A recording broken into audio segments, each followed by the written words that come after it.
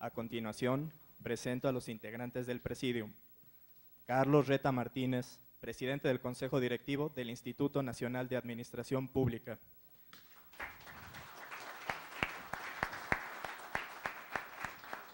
Humberto Hernández Haddad, profesor de la Facultad de Derecho de la UNAM.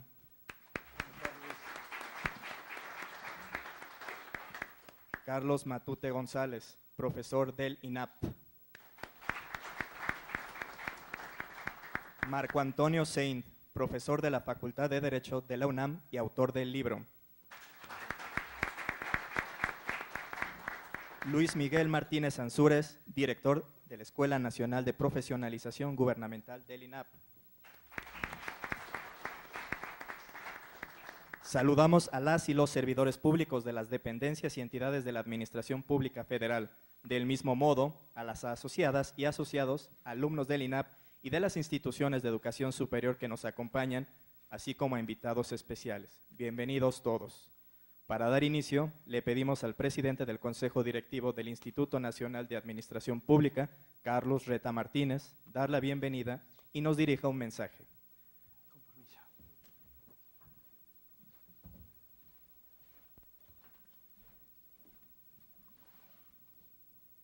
Buenas tardes a todos los presentes esta tarde. Bienvenidos al INAP, su casa. Agradezco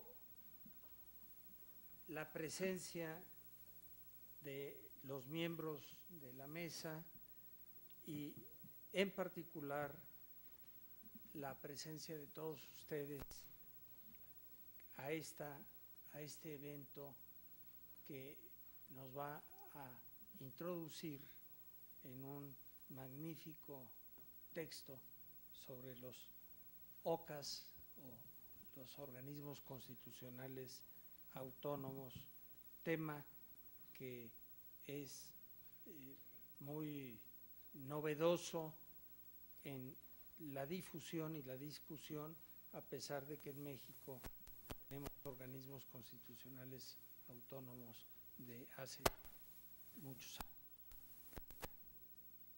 El Banco de México fue establecido como un organismo autónomo.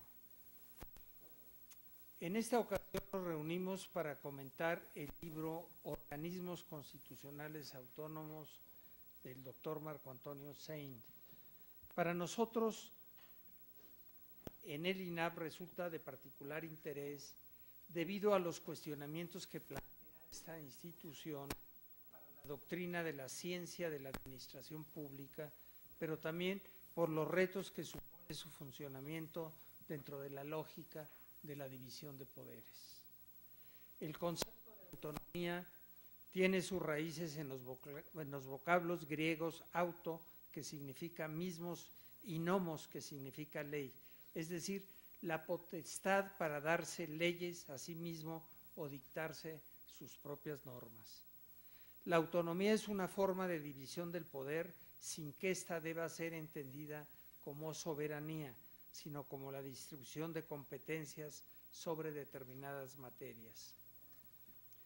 Es preciso señalar que aunque la estructura y la actividad de la administración pública se insertan en el ámbito del poder ejecutivo, ello no impide que también esté presente en menor medida en los órganos legislativo y judicial, lo mismo que en los OCAS, como lo acreditan el Consejo de la Judicatura Federal en el ámbito del poder legislativo. Nosotros definimos a la administración pública como la responsable de ejecutar las decisiones de gobierno sobre los asuntos de un Estado. El fundamento jurídico de la Administración Pública Federal se encuentra en el artículo 90 de nuestra Constitución. De forma detallada, encontramos en el artículo 1 de la Ley Orgánica de la Administración Pública su integración, su estructura. Así señala a la letra que la presente ley establece las bases de organización de la Administración Pública Federal centralizada y paraestatal, la Presidencia de la República, las Secretarías de Estado, los departamentos administrativos y la Consejería Jurídica del Ejecutivo Federal, que integra la administración pública centralizada. Por su parte, los organismos descentralizados, las empresas de participación estatal, las instituciones nacionales de crédito, las organizaciones nacionales de crédito, las organizaciones nacionales auxiliares de crédito, las instituciones de seguro y de fianzas y los fideicomisos componen la administración pública paraestatal. En este contexto, los OCAS se incorporan a la Constitución y se instituyen como un contrapeso del papel de los poderes del Estado orgánica y funcionalmente independiente de los tres poderes de la Unión.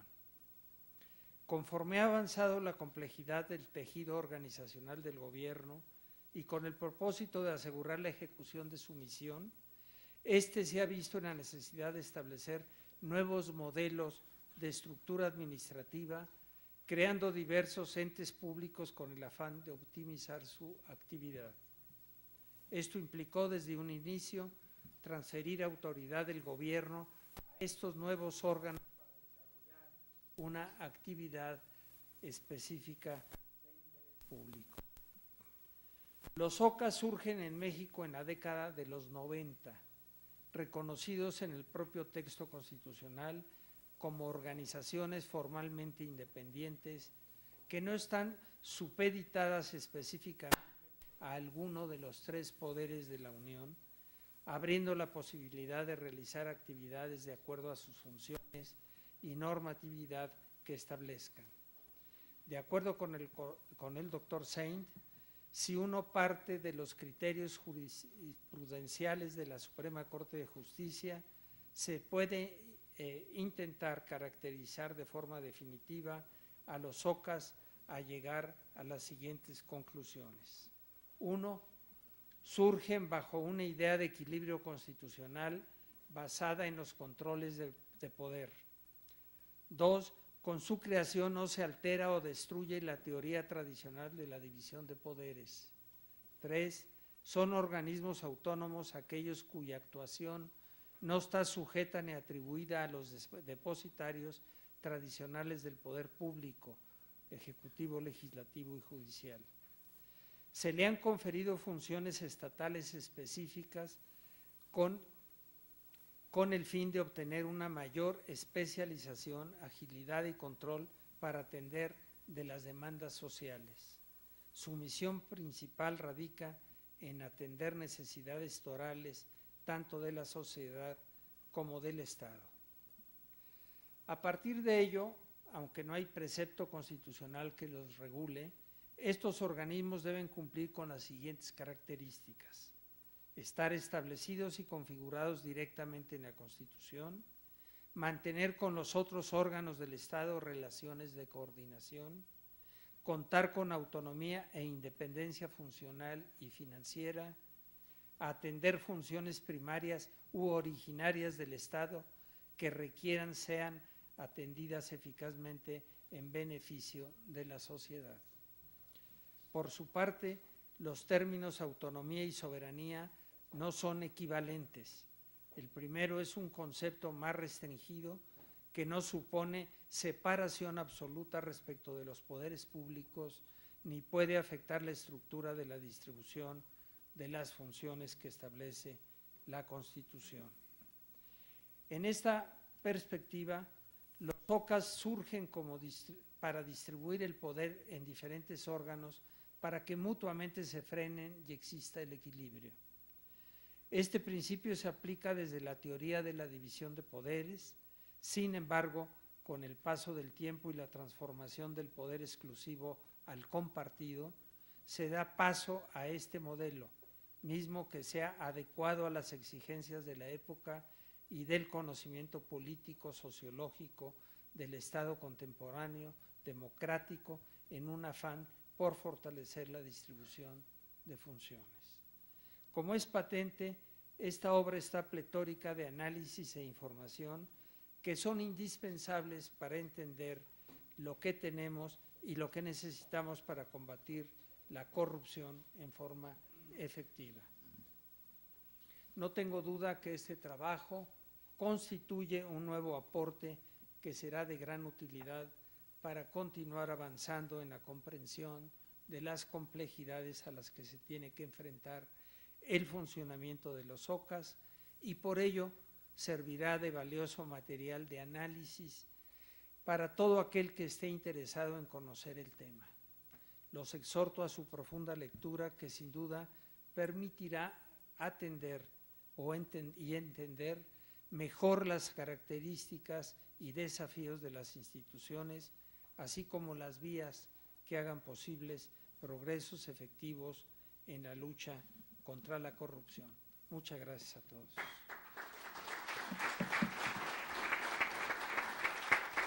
Muchas gracias, señor presidente.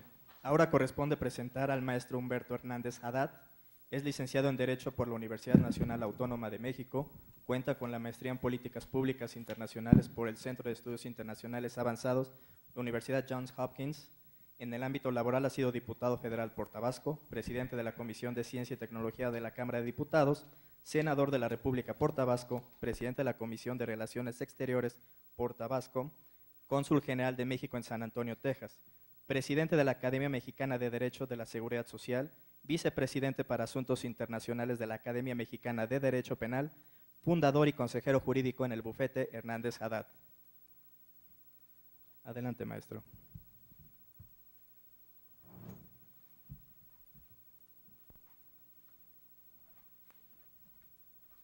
Señor presidente del Instituto Nacional de Administración Pública y muy querido amigo, don Carlos Reta Martínez, es un grato reencuentro con una de las mejores tradiciones intelectuales y políticas de México estar aquí en este instituto que tanto ha contribuido para la creación no solo de buenas prácticas administrativas, sino también de una doctrina mexicana de la administración, con alto vuelo teórico. Y saludar también a mi querido amigo, el doctor Luis Miguel Martínez Nansúrez, querido amigo que hacía tantos años no tenía el gusto de ver y lo veo productivamente ocupado, participando en un área estratégica de la actividad institucional de México, como es este Instituto Nacional de Administración Pública. La obra que nos convoca el día de hoy es, por su solo enunciado, un título jurídico de gran actualidad. Poco se ha explorado en la doctrina y la praxis jurídica de México cuál es la esencia y el futuro de los organismos constitucionales autónomos que han introducido en México un nuevo equilibrio de práctica del ejercicio del poder y la administración pública a través de una fórmula que ha llevado el depósito primario del poder a la esfera de un ente que tiene facultades constitucionales con independencia de los tres poderes para abordar temas de complejidad técnica que ya no quedan en manos de los tres poderes tradicionales. Ha sido gradual la exploración en el derecho constitucional mexicano de cómo deben de funcionar en equilibrio lo que desde Montesquieu en el espíritu de las leyes fue el abordaje de una división clásica del poder en tres ramas. Hoy podemos decir que no es que ha surgido un gobierno dentro del gobierno o un poder dentro del poder del Estado mexicano, sino que se ha desarrollado una zona del derecho constitucional que desde nuestra norma fundamental previene que para decidir en tareas que requieren un alto grado de especialización, el Estado mexicano ha creado esa esfera de autonomía constitucional que se inició con el primer organismo constitucional autónomo que en los años 90 surgió a la vida del país como Banco de México y que luego se va reproduciendo hasta encontrar en 10 casos áreas de especialización técnica para las que órganos constitucionales autónomos trabajan la materia electoral en el Instituto Nacional Electoral, la transparencia y la protección a los datos privados en el Instituto Nacional de Acceso a la Información Pública, los temas de energéticos que han sido recientemente materia de una reforma constitucional específica, el INEGI, que juega un papel tan importante, el Instituto Nacional de Geografía, Informática y Estadística, y que van dándole una nueva fisonomía moderna, ágil, al funcionamiento de las instituciones del Estado mexicano. Yo mismo, después de haber sido miembro del Congreso de la Unión en 4 legislaturas, un día me cayó el rayo de luz y dije, pero no me había dado cuenta. Fui legislador federal 12 años y vengo a descubrir hasta ahora que cuando el legislador ya terminó su tarea legislativa, la ley no dice lo que el legislador cree que legisló. ¿Por qué? Porque el 89 constitucional en su fracción primera le confiere al titular del Ejecutivo Federal facultades reglamentarias de todas las leyes, y eso es una facultad cuasi legislativa. El presidente también legisla vía la reglamentación de las leyes. Pero luego viene el Poder Judicial, y el Poder Judicial, al aplicar casuísticamente la ley al caso concreto, materia en la que va a emitir sentencia, tiene facultades de interpretación que le permiten decir, si bien la ley dice esto, aplicada al caso concreto en esta sentencia, dice esto. Y entonces tenemos que los 3 poderes abordan las leyes, el mundo normativo al que estamos todos sujetos, somos sujetos obligados, con un equilibrio constitucional que muchas veces, desde el Poder Legislativo, quien legisló no sabe cuál va a ser la interpretación final que el Poder Judicial haga o que en la vía reglamentaria le dé atribuciones a la administración pública. Recientemente leí la teoría del ministro de la Suprema Corte de Justicia de la Nación, doctor José Ramón Cosío, a quien desde el Instituto Nacional de Admisión Pública le envío un saludo respetuoso, con admiración, porque él dice algo que complementa la obra del doctor Marco Antonio Seín sobre organismos constitucionales autónomos. ¿Qué dice el ministro Cosío? Que no basta hablar de Estado de Derecho. El Estado de Derecho es insuficiente para entender el fenómeno social de nuestro tiempo. Propone el término la nomósfera. Nomos, la norma, esfera, la esfera de lo normativo. El Estado de Derecho está rebasado, no solo como un problema que se vive en la realidad mexicana, sino como un signo de los cambios en nuestro tiempo.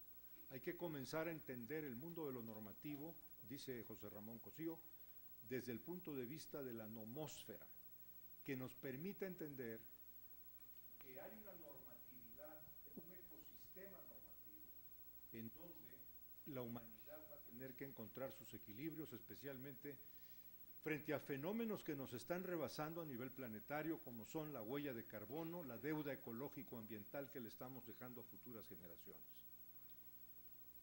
Por eso también me da mucho gusto distinguir esta tarde aquí en el auditorio a mi querido amigo el doctor Gerardo Gil Valdivia, presidente del Club de Roma, Capítulo México, que viene abordando estos temas con un grupo de científicos mexicanos y que, como se lo he dicho en reciente sesión con los científicos del C3, el Centro de Ciencias de la Complejidad, con los que el Club de Roma, Capítulo México, hace sus sesiones, viene a revalidar el pensamiento de un gran académico mexicano como fue don Víctor L. Urquidi, que desde los años 70 nos advirtió que estábamos entrando a un cambio planetario que pondría a prueba la gobernabilidad, la normatividad, el Estado de Derecho, y ya hoy es una realidad que está encima de nosotros.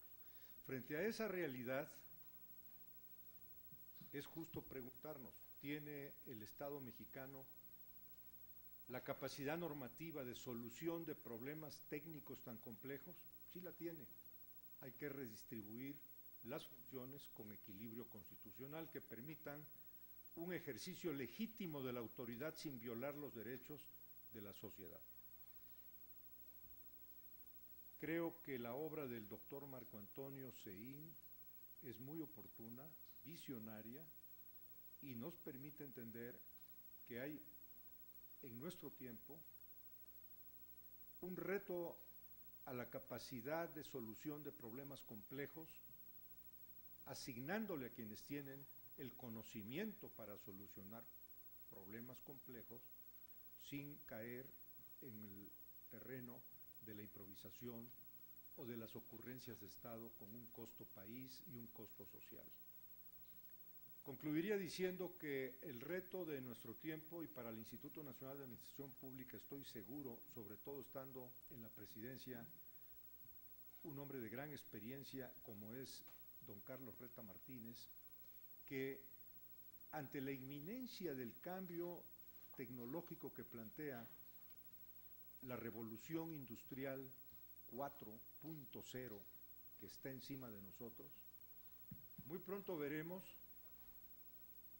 aspectos de gobernabilidad, de administración y de enseñanza rebasados completamente por la digitalización del conocimiento, nuevas formas de comunicación e interacción social, de ejercicio de los derechos, de transacciones bancarias, del uso de criptomonedas en blockchain, bitcoin, donde los bancos centrales estarán retados.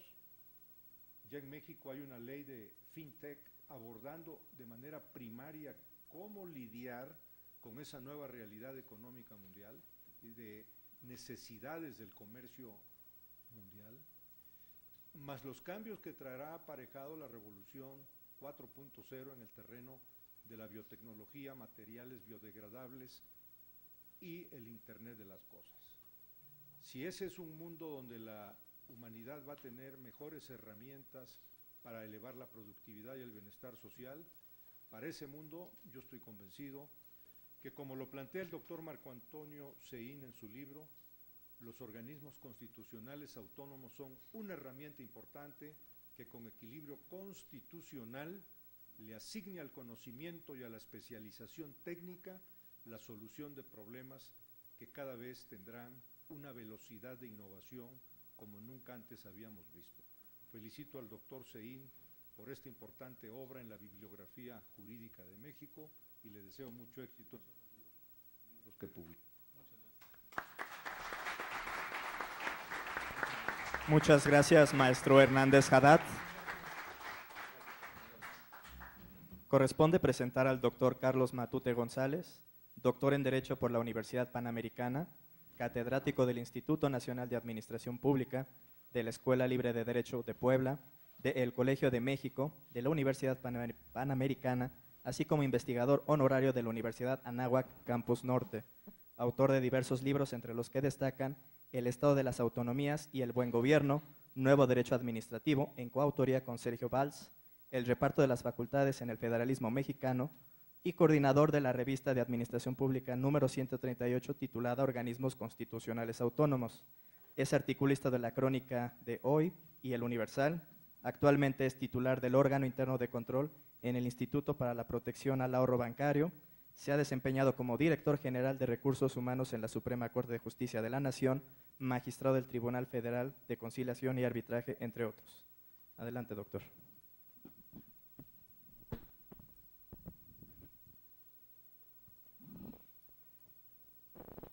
Esto es para llamar su atención solamente. Gracias, muy amables. Primero, como decía el subcomandante Marcos, es de mala educación no agradecer. Y como mi abuelita me hizo muy educado, quisiera yo primero agradecer, por supuesto, a don Carlos Reta Martínez, presidente del INAP, y a nuestro director de la Escuela de Profesionalización, don Luis Miguel Martínez Ansúrez, y por supuesto a nuestro secretario general, don Gerardo Gil, que está con nosotros. Evidentemente agradezco la invitación que me hizo Marco Antonio Zéin Chávez a presentar este libro, que efectivamente llena un hueco en el conocimiento del derecho en varias comunidades que se dedican a la investigación y a la docencia. Y finalmente al entonces, ¿no?, como yo lo conocí, don Humberto Hernández Haddad, de larga trayectoria nacional en nuestro país. Yo Evidentemente, cuando yo conocí esta obra, casi al siguiente día que fue publicada. ¿Por qué? Nuestro amigo mutuo de muchos aquí de ustedes, Alejandro Romero Gudiño, me hizo el favor de mandármela el primer día que salió a la venta. Me imagino que ni siquiera estaba a la venta, él ya sabía de su existencia por alguna relación de amistad que ha de tener el doctor Sein con él, y me la mandó por WhatsApp para que me dijera, mira, por fin alguien ya nos está siguiendo, escribiendo de estos temas. ¿Por qué digo nos está siguiendo? Porque ciertamente, como dice en el prólogo del doctor Fernández Ruiz, esta obra llena un hueco en lo que está elaborando en la Facultad de Derecho de la Universidad Nacional Autónoma de México. Porque hay una nueva camada de autores y investigadores como el doctor Sein que empiezan a llenar huecos que no se habían llenado en los últimos años, y eso a nosotros nos da mucho gusto. Se empieza a hablar de los órganos autónomos constitucionales en la Facultad de Derecho cuando no se hablaba de ellos, porque se utilizaba a Serra Rojas y a otros autores que fueron muy buenos en su momento, pero que describen una realidad distinta a la que estamos viviendo actualmente. Aquí veo caras conocidas de gente que está investigando órganos autónomos constitucionales, que lleva 3 o 4 años investigando órganos autónomos constitucionales. Hay mucha gente que andamos investigando cuál es la naturaleza jurídica del INAP, cuál es la naturaleza jurídica del Colegio de México, cuál es la naturaleza jurídica de las EPEs, de las empresas productivas del Estado, cuál es la naturaleza jurídica de las entidades descentralizados del Estado, las universidades nacionales, autónomas, por ejemplo. ¿Cuál es la naturaleza jurídica de varias entidades que están creándose en torno de lo que yo he llamado la constelación de autonomías que se ha gestado en el Estado mexicano? Y la pregunta es, ¿cuál es la relación de esta constelación de autonomías que se ha gestado? El autor, en una magnífica exposición de 4 capítulos, nos lleva por este tránsito histórico desde la independencia de México hasta Peña Nieto. Y nos va llevando cómo se van dando la centralización, descentralización, desconcentración, cómo se van creando cada una de las entidades y cómo se van incrustando. Este libro tiene un gran mérito. Ubica la creación de cada órgano constitucional autónomo en su momento específico jurídico, con unas pinceladas de política y economía en la evolución de la administración pública. Es en ese sentido muy completo y hace algo que nadie habíamos hecho. Va colocando a las OCAs en su contexto de creación, y eso tiene un gran valor. Y aquí es el momento en que les voy a pedir 2 favores, que me lo reservo ahorita para efecto de poderlos comentar al final de mi presentación. ¿Cuál es mi idea? Mi idea fundamental es que los OCAs realmente no aparecen en el 92-93. Investigando sobre el tema, me di cuenta que la primer gran embate al centralismo autoritario, que representa una revolución, una tercera transformación, que representó la Revolución Mexicana en 1917, fueron 2 grandes instituciones que ahorita tienen una gran trayectoria.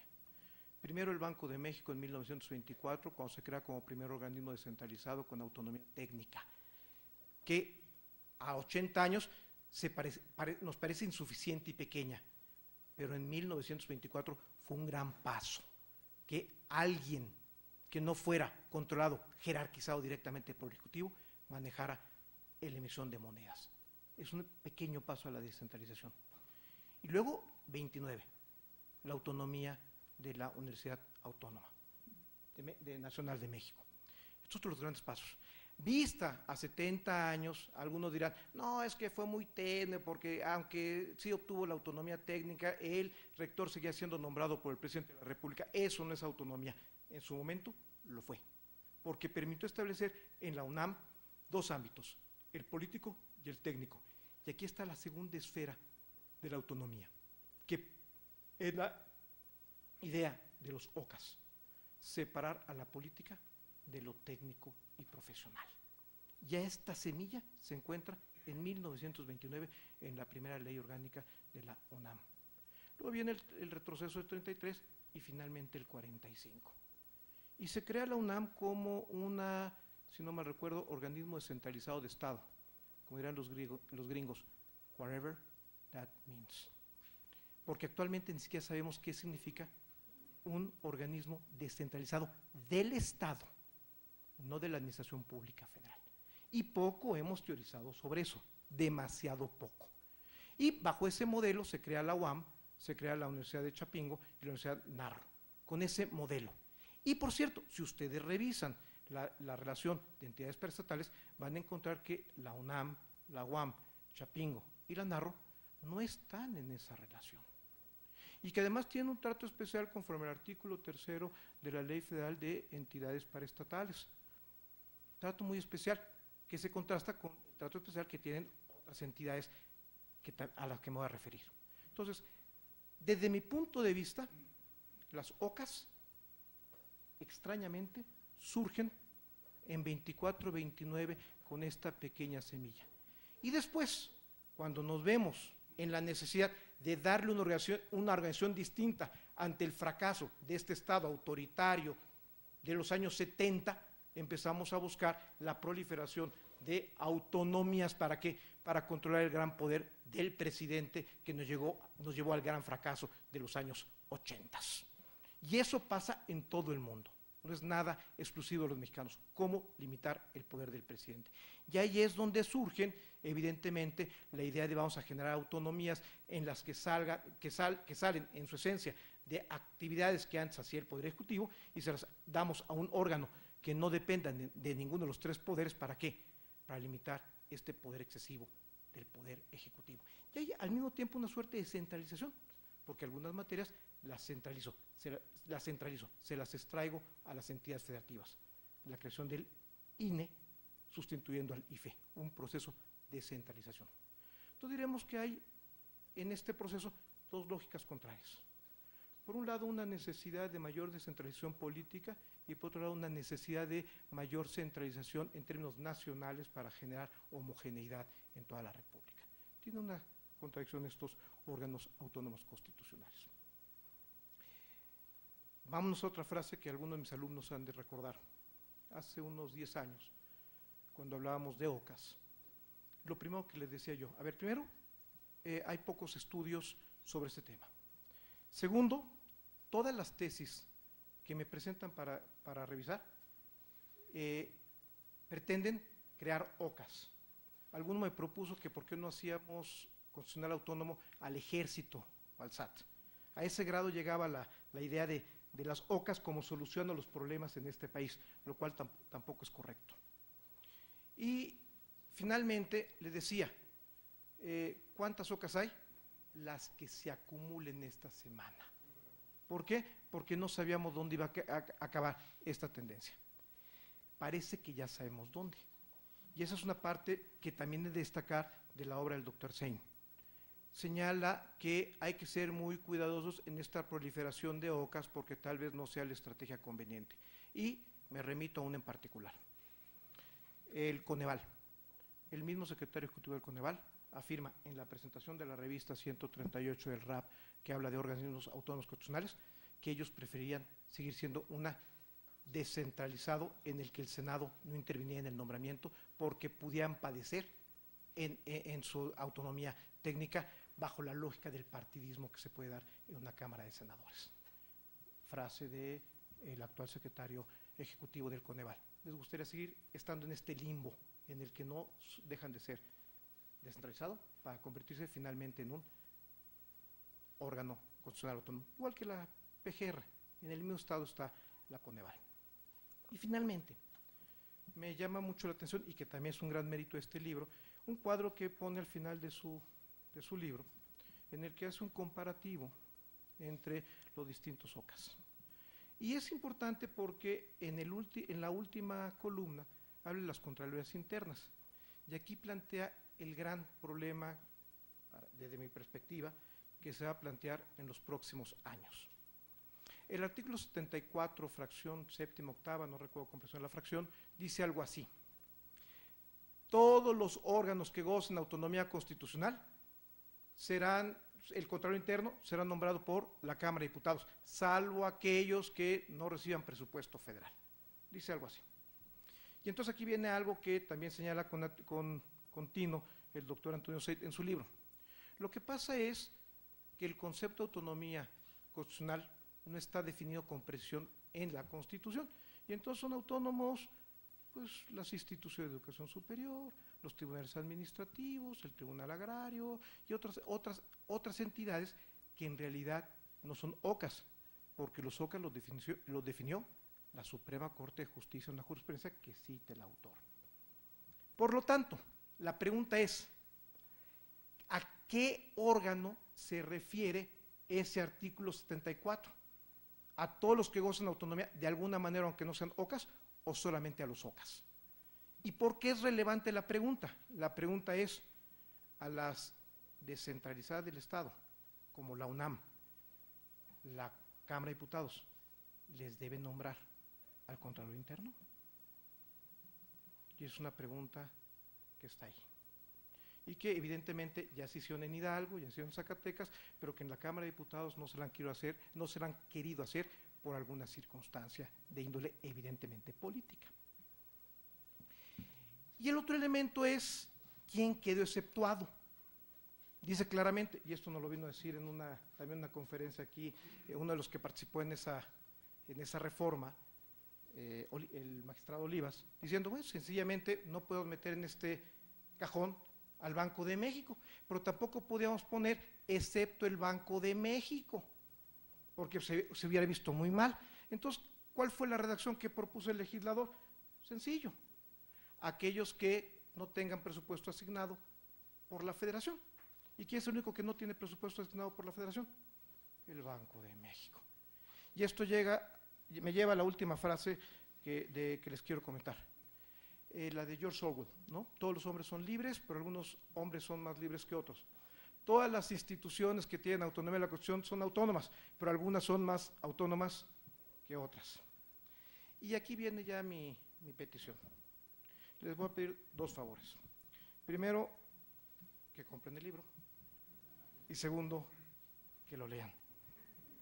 Y eso va a ser muy útil para todos porque va a enriquecer una discusión que llevamos muchos años retrasando porque no hemos tenido la capacidad de dejar a los grandes maestros de derecho administrativo de los años 80 en el librero y empezar a utilizar los autores del nuevo derecho administrativo.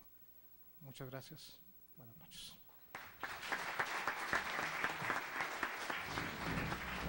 Muchas gracias, doctor Matute. Corresponde el turno de presentar al doctor Marco Antonio Seint.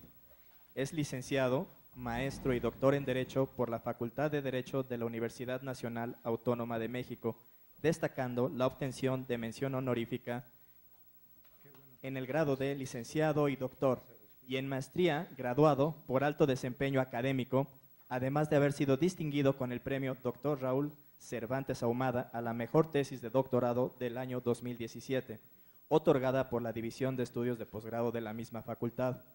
En el sector público ha desempeñado diversos cargos en el Poder Legislativo Federal y la Administración Pública Federal y local, entre ellos en la Secretaría de Salud Federal como secretario técnico de la Comisión Nacional Mixta de Seguridad e Higiene y en el Senado de la República como asesor legislativo. En el sector privado se ha desempeñado desde 2015 como socio en el despacho Seint y Seint SC, actualmente con licencia. Actualmente es profesor de la Facultad de Derecho de la UNAM, además de desempeñarse como secretario técnico de la dirección de la misma facultad. Por favor, doctor. Muchas gracias. Buenas noches. Bueno, pues primero que nada agradecer al doctor Carlos Reta por su anfitrionía y gran generosidad en recibirnos el día de hoy aquí. Muchas gracias. Además, debo contarles que estoy muy contento porque hace unos días ya soy asociado del INAP y también es otra razón para agradecerle. Muchas gracias. Al doctor Luis Miguel Martínez también por todo su apoyo, por todo el impulso que ha dado a este evento y por también recibirme hoy.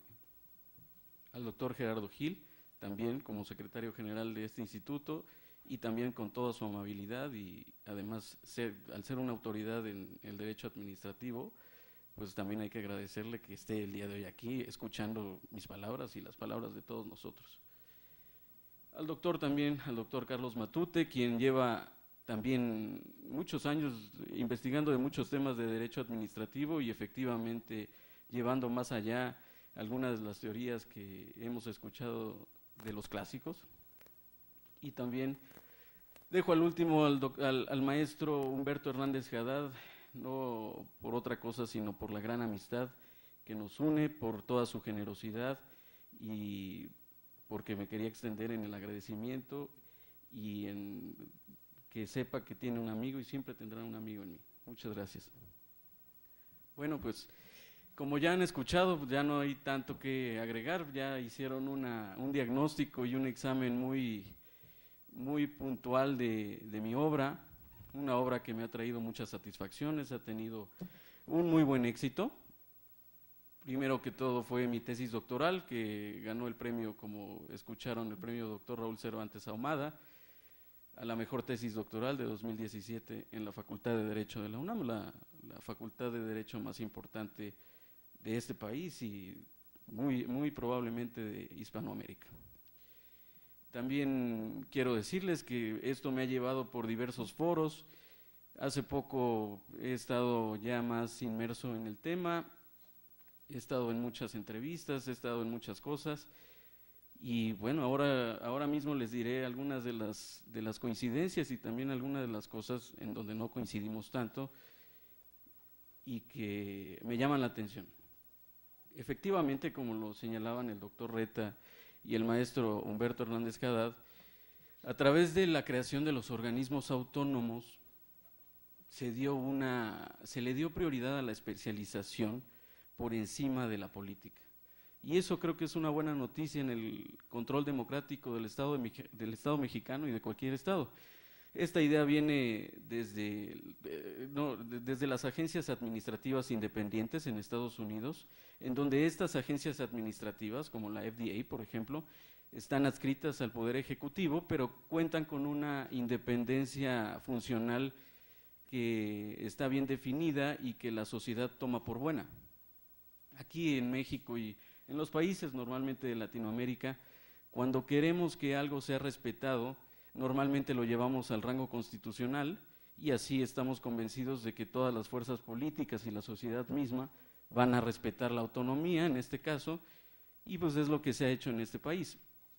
Me llama la atención esta parte de la Universidad Nacional como primer antecedente de un organismo constitucional autónomo, en donde yo difiero del doctor Carlos Matute, porque efectivamente ahí se da una primera separación, pero no se deja de tener adscrita a la institución a uno de los poderes tradicionales. Y esa es la gran diferencia que tenemos entre el organismo autónomo y la autonomía universitaria. He revisado el libro del doctor Matute, que salió algunos días después que el mío, sobre el buen gobierno y las autonomías, y creo que asimilar una autonomía universitaria a una autonomía constitucional se vuelve una batalla que no tiene mucho sentido, porque la autonomía universitaria, hay una sola razón de esto, la autonomía universitaria es dotada por la legislación secundaria. Efectivamente, el artículo 3º de nuestra Constitución señala que las universidades públicas serán autónomas cuando su ley respectiva lo señale así. Y resulta paradójico, como dice el doctor Matute, que una autonomía dotada a través de legislación secundaria sea incluso de mayor grado que una autonomía dotada por la máxima norma de este país, por la ley fundamental, que es la Constitución Política de los Estados Unidos Mexicanos. También me causa alguna extrañeza que nos hablan de un concepto de constelación de autonomías y ya no sé en este momento entonces a quién creerle. Tenemos que el doctor Pedro Salazar, en su último libro, editado por el Fondo de Cultura y por el Instituto de Investigaciones Jurídicas, habla de la constelación de autonomías, incluso intitula de esa manera su libro. y el doctor Carlos Matute nos señala que él está hablando de constelación de autonomías. Entonces, es algo que me llama la atención, no sé entonces a quién le voy a atribuir el concepto de constelación de autonomías, efectivamente. En cuanto a esta parte del contralor interno, yo creo que hay que precisar el artículo 74, fracción 9 de la Constitución Política de los Estados Unidos Mexicanos, señala efectivamente que todas las instituciones a las cuales la propia Constitución les brinde autonomía o los dote de autonomía, deben tener un contralor interno nombrado por la Cámara de Diputados. Esto en una idea de este sistema de pesos y contrapesos en el que los poderes tradicionales van a también actuar como contrapesos de esto que yo le llamo además el cuarto poder. ¿Por qué le llamo el cuarto poder? Porque si la propia jurisprudencia nos dice que hay una paridad de rango entre estas instituciones públicas y los poderes tradicionales, yo sigo pensando que no tiene sentido que tengamos un artículo 49 de la Constitución que nos señale que el supremo poder de la Federación está dividido en los poderes legislativo, ejecutivo y judicial, pareciendo con este concepto que no hay ninguna parte del poder público por repartir. Y esto, en el desarrollo de la propia Constitución, en la que ya debemos aclarar, se rompió esta parte que nos han dicho, hay una parte dogmática y una parte orgánica, porque ya tenemos que en la parte que nos enseñaron en algún momento, que era la parte dogmática, ya hay también una reglamentación y hay un establecimiento y configuración de instituciones públicas, lo que ha roto este principio histórico de una parte dogmática y una parte orgánica. Entonces, vemos que esto tiene una razón de ser, que como les señalaba, es que el Poder Legislativo a través de la Cámara de Diputados, como aparte tiene una Auditoría Superior de la Federación dependiente de la misma, ahí se cierra el círculo en la parte de auditoría y supervisión y vigilancia además de los organismos autónomos. No he visto en muchos lugares que nos digan qué está pasando con eso. No tenemos duda, por ejemplo, que el Instituto Nacional para la Evaluación de la Educación es un organismo constitucional autónomo, pero a mí me surge la duda por qué hoy no tiene un contralor interno nombrado por la Cámara de Diputados. Y eso en las obras que he podido revisar no lo he visto, y creo que todos los que estamos estudiando este tema debemos abonar a que la vigilancia y la supervisión en los organismos autónomos sea la que mandata la Constitución, y eso no lo he visto, y a mí me gustaría que hubiera una suma, ya que nos decía el doctor Matute, que aquí hay varios estudiosos de los organismos autónomos, que todos contribuyéramos a que se cumpliera lo señalado por el artículo 74, fracción 9, como una facultad de la Cámara de Diputados, la de nombrar a todos los contralores internos de los organismos autónomos, que como lo pudieron ver en este esquema, que más que ser una tabla comparativa, es una tabla donde se condensa gran parte de la información que se ve a lo largo del libro, que se respete y que se sigan cada uno de los principios que va estableciendo la Constitución. Efectivamente, la proliferación, hablando de la proliferación en un sentido incluso negativo, de los organismos autónomos no es bueno para nadie, pero sí debemos saber que sigue habiendo en algunas de las secretarías, de las dependencias y entidades de la Administración Pública Federal, tareas eminentemente técnicas que siguen teniendo un sesgo político. Lo platicaba en una entrevista en el Canal 22 con la doctora Teresa Bracho, la consejera presidenta del Instituto Nacional para la Evaluación de la Educación, que hay un tema que a mí me preocupa en particular, y es el tema de las políticas públicas de salud, en donde hoy vemos que el sistema de salud en México, y lo viví desde adentro al trabajar más o menos 12 años en la Secretaría de Salud, es un sistema que está creado para que cada una de las entidades federativas haga lo que quiera con las políticas públicas de salud, en aras de esta regionalización de las patologías y todo esto que pasa en cada una de las entidades, que nos ha llevado a que incluso algunas de las enfermedades, algunas de las patologías que ya se consideraban erradicadas en este país, hayan vuelto. Entonces, una de las propuestas que acabo de hacer y que acabo también de escribir en el Universal es que tengamos un organismo constitucional autónomo que supervise el buen diseño de políticas públicas de salud y que además dé seguimiento al mismo. Hoy tenemos un seguro popular que absorbe algo así como el 70% del presupuesto total de salud de la Secretaría de Salud, y que muchas veces termina ese presupuesto convertido en camionetas blindadas o en salarios para algunas personas que no sabemos bien a bien qué hacen, y no tenemos una mejor salud que hace años. Eso es un hecho. La epidemiología no pasa por el mejor momento en México. Entonces, un organismo autónomo para las políticas de salud creo que sería pertinente, y por lo tanto yo no me cerraría a que hubiera más, cerraría el camino a que hubiera más en desorden, porque realmente el hecho de que esté desperdigado cada uno de los organismos autónomos en la Constitución y que no existan principios generales para todos, que no existan pisos y techos para todos, nos lleva a no saber siquiera o a no llegar a un acuerdo de cuáles son o cuáles no son. Cuando nos brindan el ejemplo como organismo autónomo de la universidad o también del Banco de México, por ahí de los años 20, fundamentando esto con la autonomía técnica que se les dio en su momento, a mí se me ocurriría otra cosa que tampoco escuché, que sería los departamentos administrativos, que como lo ha dicho el doctor Alejandro Carrillo Castro en una magnífica obra de los 200 años de la administración pública, eran los órganos técnico-administrativos del Poder Ejecutivo, a diferencia de las secretarías de Estado, que eran las dependencias político-administrativas. Siempre se buscó con la creación más bien de los departamentos administrativos que el sesgo político no entrara en lo que hicieran y que fuera una labor eminentemente técnica respetada por todos. ¿Por qué no funcionó?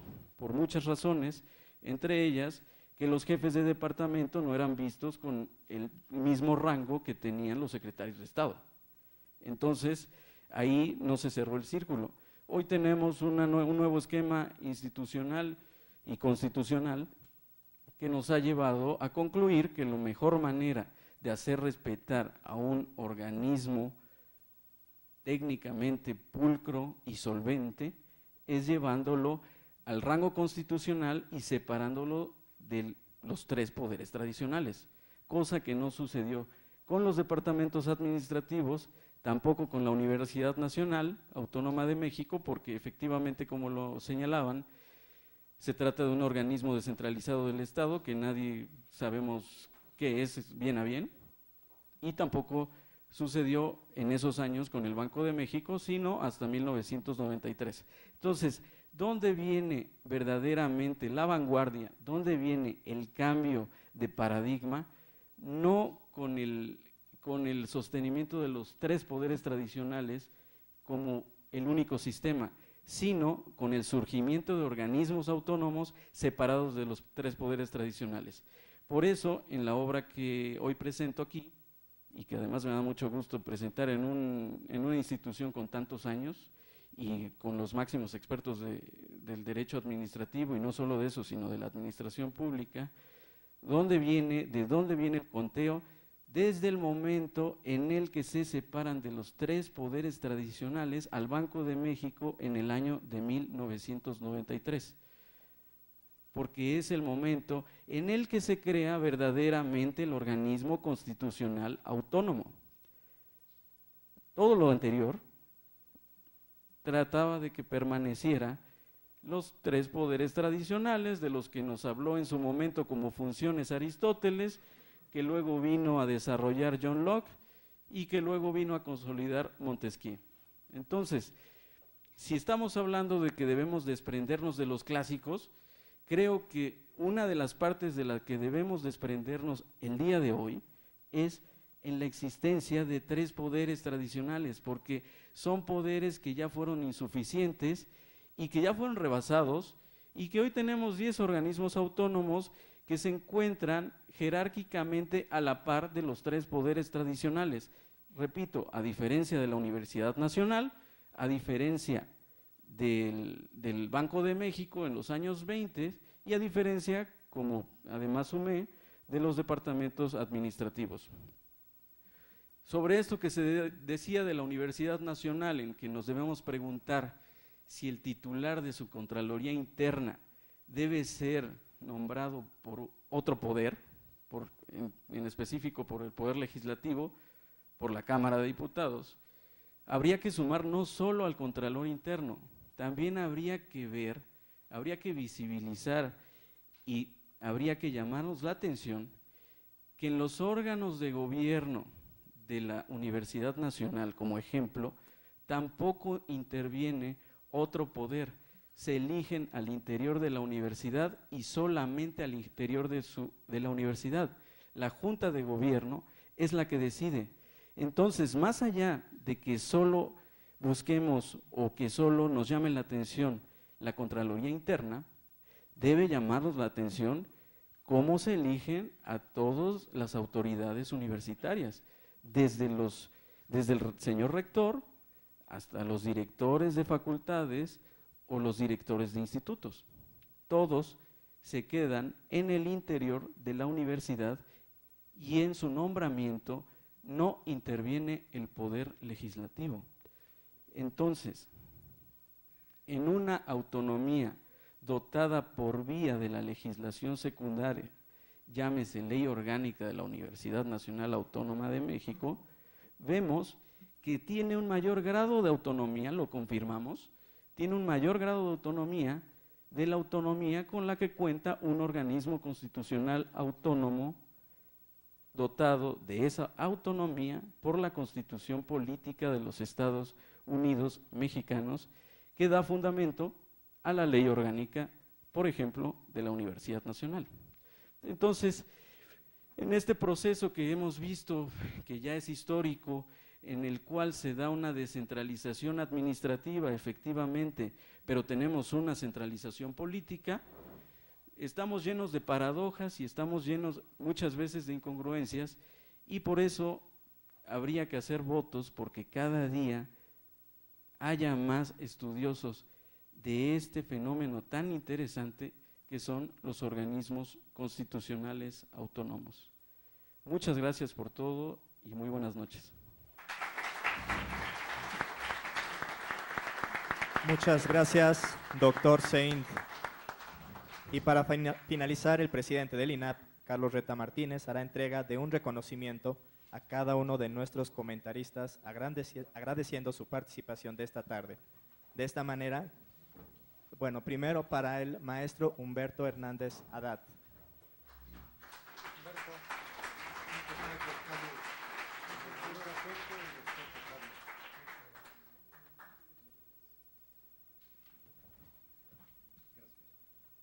Para el doctor Carlos Matute.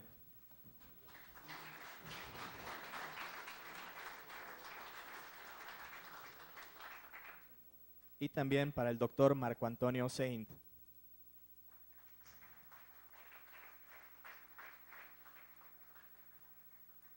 De esta manera concluimos y agradecemos su presencia. Les invitamos a estar pendientes de nuestros próximos eventos. Buenas noches.